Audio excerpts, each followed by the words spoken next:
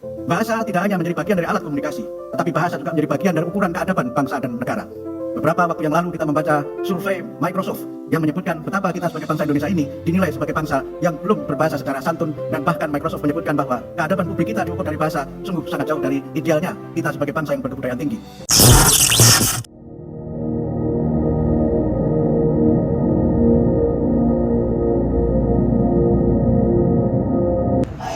Assalamualaikum warahmatullahi wabarakatuh. Di era digital, bahasa di kalangan generasi Z menghadapi tantangan besar. Dominasi bahasa Inggris dan media sosial mendorong tren campur kode, di mana bahasa digunakan secara acak tanpa memahami maknanya. Selain itu, gaya komunikasi singkat seperti akronim, slang, dan emoji menjadi ciri khas menggantikan bahasa formal. Kemudian fenomena ini menunjukkan pergeseran besar dalam tradisi linguistik, di mana teknologi mendominasi kita cara berkomunikasi, bagaimana dampaknya terhadap pelestarian bahasa Indonesia di masa depan. Selanjutnya yaitu penggunaan bahasa yang tidak baku di media sosial, yaitu banyak pengguna atau Gen Z zaman sekarang yang menggunakan media sosial bahasa informal, singkatan atau campuran bahasa, yaitu bahasa alay atau bahasa slang. Contohnya, gue nggak ngerti deh maksud lo apa, atau by the way kita akan kemana ya, atau btw kamu lagi di mana ya, seperti itu. Itu bahasa tidak baku dan bahasa campuran dalam bahasa Inggris. Selanjutnya yaitu penyusutan kosakata lokal. Nah, penggunaan bahasa daerah semakin menurun karena generasi muda lebih sering menggunakan bahasa Indonesia atau bahasa asing dalam komunikasi digital. Contohnya, anak muda di daerah Jawa sering menggunakan kata oke atau yes daripada kata nje atau napa nje, seperti itu. Selanjutnya yaitu kurangnya literasi digital. Nah, banyak orang atau anak-anak Gen Z sekarang tidak memahami berbahasa atau beretika yang baik di ruang digital, seperti penggunaan kata-kata kasar atau ujaran kebencian. Contohnya komentar pedas di media sosial yang mengandung penghinaan atau pelecehan. Kebijakan literasi membaca dan berbicara menjadi topik yang paling mendesak untuk diperhatikan khususnya di era digital saat ini. Literasi membaca adalah kemampuan memahami dan menganalisis informasi yang diperoleh dari tulisan atau bacaan. Berdasarkan survei UNESCO, minat baca di Indonesia hanya sebesar 0,001 atau 1 dari 1.000 orang, sebuah angka yang sangat rendah dibandingkan negara lain. Kondisi ini berimplikasi pada kurangnya kosakata yang dikuasai generasi muda, sehingga mereka lebih sering menggunakan bahasa gaul, bahasa campuran, atau bahkan bahasa asing. Untuk mengatasi masalah ini, program seperti perpustakaan digital, e-book, gerakan literasi sekolah atau GLS yang mewajibkan siswa membaca 15 menit sebelum kegiatan pembelajaran telah terbukti meningkatkan minat baca siswa sebesar 35% dalam setahun. Membaca tidak hanya memperkaya kosakata, tetapi juga melatih generasi muda memahami struktur bahasa secara benar, sehingga mereka lebih percaya diri dalam membangun dan menggunakan bahasa Indonesia.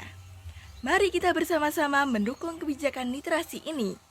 Dengan usaha bersama, bahasa Indonesia dapat terus berkembang tanpa kehilangan jati dirinya di tengah arus globalisasi. Sementara itu, literasi berbicara adalah kemampuan yang memungkinkan seseorang menyampaikan ide secara jelas dan efektif. Namun, berdasarkan penelitian yang dilakukan oleh Kementerian Pendidikan dan Kebudayaan 2019, hanya 30% siswa di Indonesia yang mampu berbicara secara baik dalam forum formal. Era digital yang mengutamakan komunikasi singkat melalui pesan teks, emoji, atau akronim semakin memperburuk kemampuan berbicara generasi muda. Untuk mengatasi hal ini, kegiatan seperti lomba pidato, storytelling, dan debat menjadi salah satu solusi. Contohnya, program debat bahasa yang diadakan di beberapa sekolah berhasil meningkatkan kemampuan berbicara siswa sebesar 25% per tahun. Kegiatan semacam ini mengajarkan siswa untuk lebih berpikir kritis, berbicara dengan sopan, dan menggunakan bahasa baku. Ayo, mulai dalam diri sendiri dengan membaca lebih banyak buku bahasa Indonesia dan berlatih berbicara dengan bahasa yang baik dan benar. Lanjutkan membahas peran kurikulum dalam pembelajaran bahasa di era digital. Yang pertama, kurikulum digital memanfaatkan teknologi seperti aplikasi dan platform interaktif untuk pembelajaran bahasa yang lebih efektif.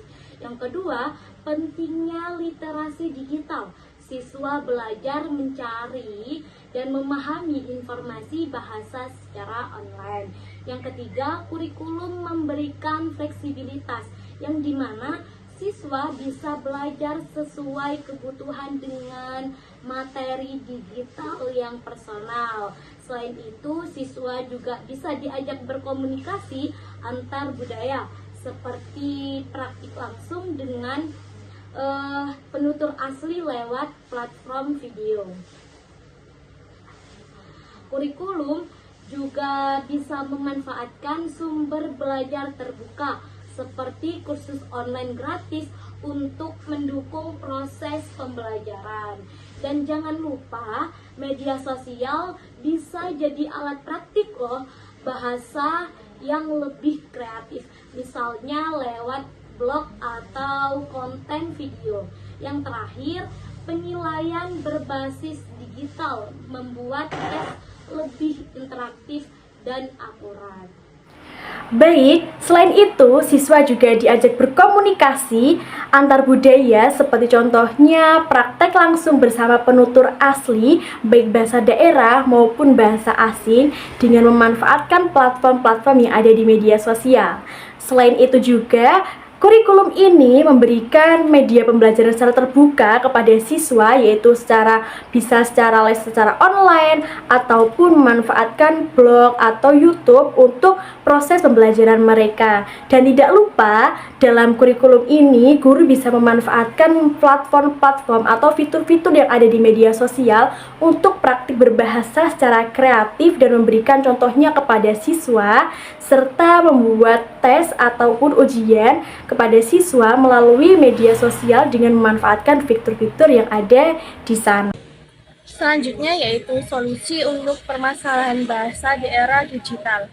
Yang pertama yaitu kesadaran masyarakat terhadap pentingnya bahasa perlu ditingkatkan lagi, seperti mengadakan kampanye edukasi di media sosial dan penyuluhan di sekolah bisa menanamkan kebanggaan pada bahasa daerah dan nasional.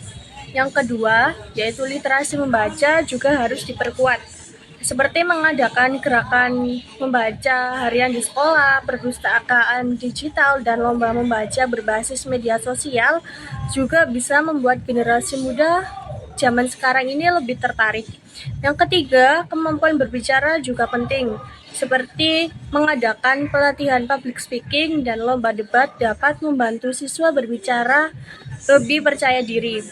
Yang keempat, etika berbahasa di ruang digital juga harus diajarkan kepada generasi muda, misalnya lewat seminar tentang ujaran kebencian dan lain sebagainya.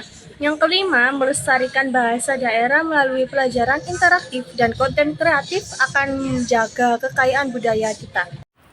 Yang keenam, meningkatkan literasi digital seperti pelatihan literasi digital untuk siswa, guru, maupun orang tua agar lebih memahami bagaimana cara penggunaan teknologi dalam pembelajaran bahasa.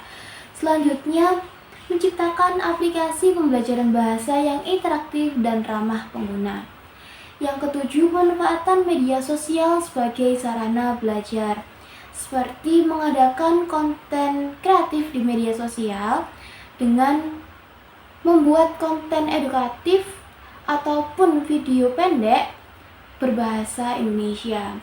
Selanjutnya, mendorong kolaborasi lintas budaya melalui platform seperti blog ataupun video guna memperkenalkan bahasa Indonesia di dunia internasional. Yang kedelapan, optimalisasi kurikulum digital. Seperti memasukkan materi pembelajaran melalui atau berbasis teknologi, contohnya aplikasi pembelajaran bahasa dan sumber belajar daring. Yang kesembilan, monitoring dan evaluasi. Seperti pemerintah dan institusi pendidikan berkolaborasi atau bekerja sama untuk memantau efektivitas dari program literasi dan penguasaan bahasa Indonesia melalui tes reguler ataupun survei. Selanjutnya, memberikan hadiah kepada individu maupun komunitas yang turut berkontribusi dalam melestarikan bahasa Indonesia.